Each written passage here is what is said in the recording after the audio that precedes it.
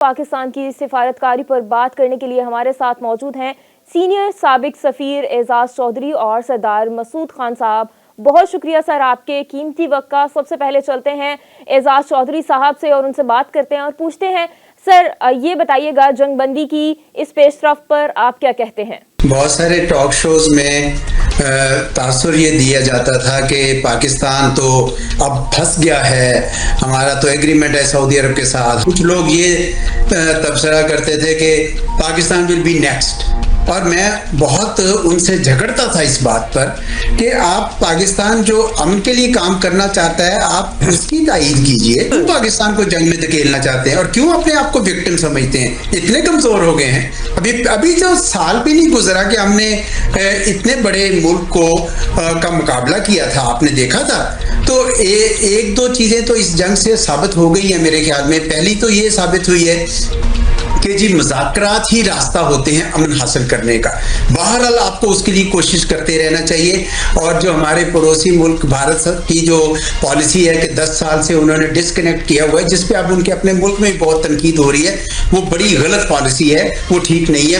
مذاکرات کے لیے دروازے ہمیشہ کھلے رکھنے چاہیے، اور پاکستان نے میرے خیال میں اس میں جو کردار ادا کیا وہ یہ بات ثابت کرتا ہے. دوسرا یہ ایک ثابت ہوا ہے کہ اگر کسی ملک کے پاس کم بھی قوت ہو لیکن قوت ارادی ہو تو اپنے سے کئی گنا بڑے ملک کو ابھی مقابلہ کر سکتا ہے. وہ ایران نے یہ ثابت کیا ہے. تو یہ بھی ایک اچھا سبق ہے ان ملکوں کے لیے جو کسی وجہ سے پچھڑے ہوئے ہیں. اور ایک اور سبق جو ہے وہ خلیجی ریاستوں کے حوالے سے ہے کہ اگر آپ کے ہاں کتنی بھی ترقی ہو جائے، بڑی لش پش نظر آئے، آپ کی بلڈنگز چمک رہی ہوں، لیکن اگر آپ کے پاس دفاع نہیں ہے تو آپ کے پاس کچھ بھی نہیں ہے، آپ دوسروں کے مرہون منت ہیں. خلیجی ریاستوں میں میرے خیال میں سب سے بڑا سبق وہ سیکھیں گے. یہ جو انہوں نے سوچ رکھا تھا کہ ایک اور ملک کا سیکیورٹی امبریلا لے کر وہ جو مرضی کرتے پھرے، خصوصاً یونائٹڈ عرب ایمریٹس کے بارے میں ضرور یہ کہنا چاہوں گا، کیونکہ وہ یمن میں بھی ملوث ہو گئے، سوڈان میں بھی ملوث ہو گئے، پاکستان کے ساتھ بھی نوک جھونک کرتے رہے. تو ایسے ملکوں کو یہ پتہ چل جانا چاہیے کہ بھئی یہ مانگے کا دفاع جو ہے وہ کام نہیں کرتا ہے. آپ کو اپنے قدموں پر کھڑے ہونا چاہیے اور شکر گزار ہونا چاہیے جو بھی آپ کو اللہ تعالیٰ نے نعمتیں عطا کی تھی. تو میں سمجھتا ہوں کہ خلیجی ریاستیں تو دوبارہ اب غور کریں گی اس بات پر. اور امریکہ نے بھی میرے خیال میں یہی سوچا کہ یہ کہیں ایسا نہ ہو کہ نہ صرف خلیجی ریاستوں سے ہمارے اڈے چلے جائیں بلکہ باقی جو 750 جگہوں پر ان کے اڈے ہیں ان کو بھی یہ خیالات آنے لگ جائیں کہ یہ تو ہمیں اب حفاظت نہیں دے سکتے ہیں. تو چنانچہ مجھے یہ لگتا ہے کہ ڈونلڈ ٹرمپ صاحب نے ایک بہت بڑے نقصان سے بچنے کے لیے یہ فیصلہ جلدی میں کیا، ورنہ کل رات تک تو ان کی جو لہجہ کچھ اور ہی تھا. خدا بول رہا ہے خدا کے لہجے میں، اس طرح کا یہ لہجہ تھا ان کا.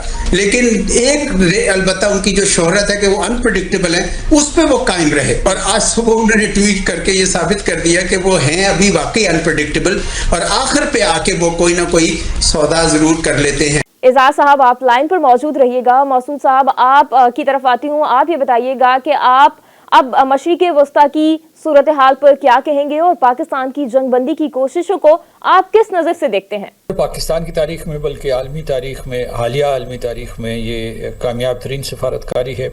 اور پاکستان نے بڑے مشکل حالات میں 2 ممالک کو اس بات پہ آمادہ کیا کہ وہ عارضی جنگ بندی کریں اور اس دوران جو ہے 2 ہفتوں کے دوران جو ہے مذاکرات کریں اور اپنے مشکل ترین مسائل کو حل کرنے کی کوشش کریں. اور اس میں جیسا کہ آپ نے کہا کہ ہمارے وزیر اعظم، ہمارے نائب وزیر اعظم اور اس کے بعد جو بالخصوص ہمارے فیلڈ مارشل عاصم منیر صاحب کی کوششیں شامل ہیں.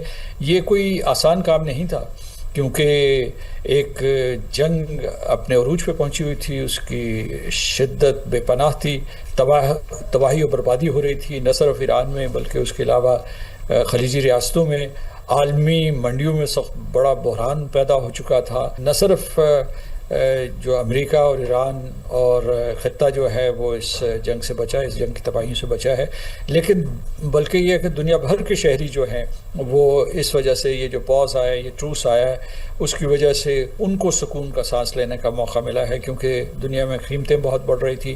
یعنی یہ ملک تو تباہ ہو ہی رہے تھے ایران اور خلیجی ریاستیں، لیکن اس کے ساتھ ساتھ جو ہے ساری دنیا کے تمام شہری جو ہے تیل کی قیمتوں کی وجہ سے، اشیاء خودنی کی وجہ سے بہت پریشان تھے. تو یہ ایک بہت پاکستان کی ایک بہت بڑی کامیابی ہے. جی ابھی جو ہے جو خبریں آ رہی ہیں کہ جو کروڈ آئل ہے وہ کوئی تقریباً برینٹ کروڈ آئل جو ہے وہ $100 پر بیرل سے نیچے آ گیا ہے. یہ بہت ہی ایک ڈرامیٹک تبدیلی ہے، کیونکہ کل جو گزرنے والا کل ہے اس میں بہت تیزی سے جو ہے تیل کی قیمت بڑھ رہی تھی، کیونکہ صدر ٹرمپ نے ایک ڈیڈ لائن دی ہوئی تھی، اور اگر اس ڈیڈ لائن کے مطابق کوئی کسی قسم کا معاہدہ نہ ہوتا تو ایک تیسری عالمی جنگ اور ایک بہت ہی تباہ کن جنگ کا آغاز ہو سکتا تھا. تو میں سمجھتا ہوں کہ وہ خطرہ ٹل گیا ابھی فی الحال. اور دوسرا یہ ہے کہ عالمی منڈیوں کی وجہ سے میں اس وجہ سے بھی جو ہے ایک اعتماد بڑھا ہوگا، وہ یہ ہے کہ آبنائے ہرموز بھی کھل گئی ہے عارضی طور پر. اس کے بعد کچھ امور جو ہے وہ طے کیے جا رہے ہیں عمان کے اور ایران کے درمیان، اور اس کے علاوہ جو ہے ویسے بھی یہ فارمل ایجنڈے کے اوپر ہوگا، لیکن اس کی وجہ سے جو ہے نا ایک خاص انداز سے جو ہے وہاں بغیر رکاوٹ کے جو ہے مختلف آئل ٹینکرز اور جو دوسرے چیزیں ہیں ان کی ترسیل جو ہے وہ بحال ہو جائے گی. تو یہ بھی ایک بہت بڑا فیکٹر تھا، کیونکہ اس وقت جو ہے ویسے تو بہت سے اختلافی موضوعات تھے امریکہ اور ایران کے درمیان اور جنگ کا سبب بنے، لیکن جو اس وقت بنیادی اور مرکزی نقطہ تھا وہ یہی جنگ، یہ آبنائے ہرموز بن گئی تھی. تو آبنائے ہرموز ان کی شرط اول بن گئی تھی صدر ٹرمپ کی، اور اسی کی بنیاد پہ انہوں نے دھمکی دی تھی کہ اگر نہ دی تو میں آپ کی تہذیب کو تباہ کر دوں گا، میں بالکل جو ہے پوری جو ڈسٹرکشن جو ہے مکمل ڈسٹرکشن جو ہے اس کی طرف وہ بڑھنے کے لیے تیار تھے. تو وہ خطرہ ٹل گیا ہے. اس میں جیسا کہ میں نے شروع میں کہا کہ ساری عالمی برادری کو پاکستان کا مرہون منت ہونا چاہیے. اس میں ایسے ممالک جو ہماری ان صفاتی کوششوں سے خوش نہیں تھی ان کو بھی پاکستان کا شکریہ ادا کرنا چاہیے. خاص طور سے میں بھارت کا ذکر کرنا چاہتا ہوں. ایران کو مذاکرات کی میز پہ آنا چاہیے. یہ ایران کے عوام کے فائدے میں ہوگا. اتنی لمبی جنگ ہوئی ہے، اس سے ایران کا سول انفراسٹرکچر تباہ ہوا ہے، جامعات تباہ ہوئی ہیں، میوزیمز تباہ ہوئے ہیں، پھر جو ہے ان کی جو اسٹیل انڈسٹری تباہ ہوئی ہے، پیٹروکیمیکلز، اور جو ان کے ڈی سیلینیشن پلانٹس جو ہے، آئل انسٹالیشنز اس کے حملے کی صد میں آئی، ان کی فضائیہ برباد ہو چکی ہے، ان کی بحریہ جو ہے جو بحری فورس تھی اس کو بہت نقصان پہنچا ہے، ان کے میسائل کیپیبلٹی کو ڈیگریڈ کر دیا گیا ہے. تو اس کے باوجود وہ کھڑے رہے بڑی ثابت قدمی سے، بڑی جرأت سے، ہمت سے، بہادری سے.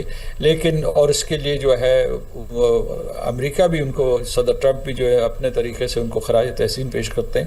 لیکن اس کے باوجود میں سمجھتا ہوں کہ جنگ جتنی طوالت اختیار کرے گی اتنا ایران کے عوام کو نقصان پہنچے گا. تو ایران کی قیادت جو ہے وہ بھی اس طرف مائل ہوگی، آمادہ ہوگی کہ بھئی یہ جنگ کو ختم کیا جائے اور وہ اپنے شہریوں کو دوبارہ سے ایک اعتماد دے سکیں. اور اس کے علاوہ یہ ہے کہ تعمیر نو کا سلسلہ شروع کریں، جس میں اشرے لگیں گے. جس پیمانے پہ تباہی ہوئی ہے اس میں کئی ڈیکیڈز لگ جائیں گے. تو جو عدم اعتماد جس کی طرف آپ نے اشارہ کیا وہ اپنی جگہ پہ موجود ہے. ان کو یہ اعتماد ہوگا کہ ہمیں دعا بھی کرنی چاہیے، توقع کرنی چاہیے کہ جب پاکستان کی زیر قیادت یہ مذاکرات ہو رہے ہوں گے تو امریکہ پھر ایک مرتبہ نہ حملہ کر دے. امریکہ میرا خیال ہے کہ نہیں چاہے گا کہ اس دوران حملہ کرے، ان 2 ہفتوں کے دوران. لیکن ایک خطرہ منڈلا رہا ہے، وہ ہمیشہ سے منڈلاتا رہا ہے کہ کہیں اسرائیل جب دیکھے کہ مذاکرات کامیاب ہونے والے ہیں اور جنگ ختم ہونے والی ہے تو وہ پھر جو ہے ایران کے اوپر حملہ نہ کرتے. مارکہ حق کے بعد جو ہے جو سب سے بڑی ڈیولپمنٹ ہوئی تھی پچھلے سال وہ یہ کہ امریکہ اور پاکستان کے درمیان باہمی اعتماد بڑھا اور پاکستان کے واشنگٹن کے ساتھ بہت اچھے تعلقات ہو گئے. اور پھر یہ کہ انٹرپرسنل کیمسٹری بھی بہت اچھی ہو گئی. وہ فیلڈ مارشل آصم منیر صاحب کے صدر ٹرمپ کے ساتھ تعلقات بہتر ہوئے اور ہمارے وزیر اعظم کے تعلقات ان سے بہت بہتر ہوئے. تو یہ پورے کا مجموعی طور پر دیکھا جائے تو یہ پاکستان کے لیے اہم پیش رفت تھی، کیونکہ پاکستان واشنگٹن میں تنہائی کا شکار تھا اور ہندوستان کا وہاں بول بالا تھا. وہ ویسے بھی پاکستان کی وہاں سپیس شرنک کرنے کی کوشش کرتا رہتا تھا. تو ایک دوسری طرف ایک بات یہ ہے. دوسرا ایک پاکستان جو ہے آپ کو پتا ہے کہ کس طریقے سے اس کے جو سعودی عرب کے ساتھ ایک باہمی دفاعی معاہدہ ہے، تو جس کی وجہ سے پاکستان پابند تھا کہ اگر سعودی عرب کے اوپر حملہ ہو تو وہ پاکستان کے اوپر حملہ تصور کیا جائے گا. ایز اے ڈیفنس پارٹنر اسے سعودی عرب کا ساتھ دینا تھا، لیکن اس نازک مرحلے میں اس نے ایران کا اعتماد حاصل کیا اور ایران کو بھی اس بات پہ آمادہ کیا کہ جنگ کو جاری رکھنے کی بجائے سفارتکاری کا راستہ اختیار کیا جائے۔ پاکستان نے ممکن کو ممکن کر کے دکھایا ہے۔ بہت شکریہ اعزاز چودھری صاحب اور سردار مسعود خان صاحب آپ کے قیمتی وقت کا۔